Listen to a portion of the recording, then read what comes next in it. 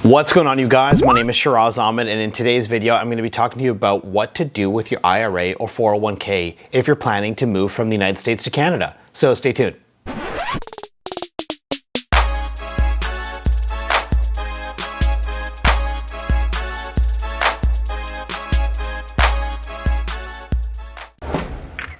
Welcome back, you guys. In today's video we're going to be talking about tips and strategies regarding moving your 401k plan to Canada. And since I do so much of this as a cross-border advisor, as part of my practice, I get asked this question literally all the time. So this video is really just meant to give you some quick tips on if you're planning to do this, or even thinking about moving from the US to Canada, on what you should do about some of your money. So as a licensed professional, I have to give you my obligatory disclaimer that everyone's situation is truly unique. And if you still have questions about this by the end of this video, please do reach out to a qualified either CrossBorder CPA if it's tax related, or to a CrossBorder financial advisor for your financial needs. Okay, so that being said, let's jump into it. Step one, the best thing that you can start by doing is to find an investment advisory firm, and more specifically an investment or financial advisor who is actually dual licensed or licensed in both countries, in both Canada and the United States. And unfortunately, there are actually very few people who have this capability in Canada. But that being said, by working with somebody who is ultimately dually licensed, you can begin the process of arranging your affairs before you move. The best part about working with somebody who's dual licensed is that it doesn't actually matter which side of the border you're physically living on. You can actually still get the advice and professional management that unfortunately you just can't get otherwise. Okay, step two. You'll actually want to find an accountant or a CPA who thoroughly understands both Canadian and US tax law, and ultimately, and in the ideal scenario, is actually licensed to help you with both US and Canadian tax compliance and advisory. Similar to the financial advisory world, CPAs that are dual licensed are unfortunately not super common. But that said, we are fortunate in that there are some extremely competent cross-border tax professionals that exist here in Canada, and when in doubt, ask someone like me or other financial advisors to help you make an introduction to somebody if you don't know which professional to talk to. And again, depending on the complexity of your situation, you actually may also want to consider engaging a cross-border trust and estate lawyer, which I would actually call step 2B, because it's not really going to be applicable in everyone's scenario.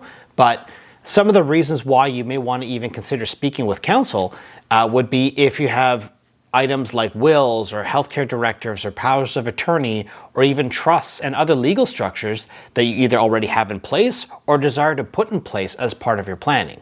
So you may want to look at that, another professional as well. Step three, and this is kind of the final step, in that you want to review your options and take into consideration the professional advice that you've received, and with regards to your specific circumstance. And ultimately, you'll effectively have sort of three options to choose from. So option A, you can collapse the accounts that you have in the United States and take the cash.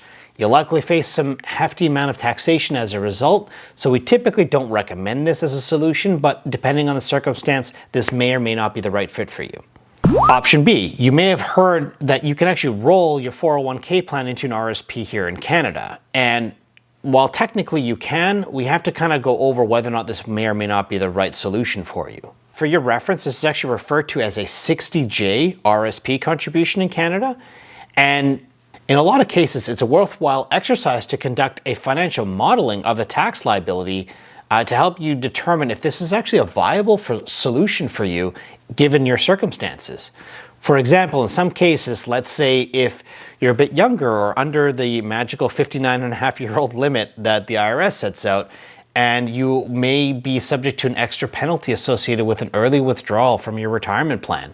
And this can actually be a bit punitive in some circumstances and result in this ultimate RSP rollover strategy not being recommended in a lot of scenarios. This is actually why having a qualified cross-border CPA is so important, is that they can actually assist you with the modeling to see if this even makes sense for you. Option C, and this is the third option that I'd say is usually the best option, and that is actually to look at moving your 401k into a rollover IRA, which can actually be managed by a dual licensed advisor like I mentioned earlier. This actually allows you to maintain your tax deferral in the United States with a US retirement plan, while also getting the advice based on the fact that you're now a Canadian resident. The other unique benefit of this is that in many cases, you can actually accomplish this with a single point of contact, with a single financial advisor who can actually help you with both your investment needs in both countries. So this is a bit loaded of a subject, as I'm sure you guys are probably aware. I'm happy to answer any specific questions that any of you may have. I'll drop my contact information at the end of this video. Moving your 401k from the United States to Canada can be complicated, and there's more than one way to do it, and you just have to determine what's the right way for you. So again, happy to answer any specific questions you may have. I'll put my contact details at the end of this video.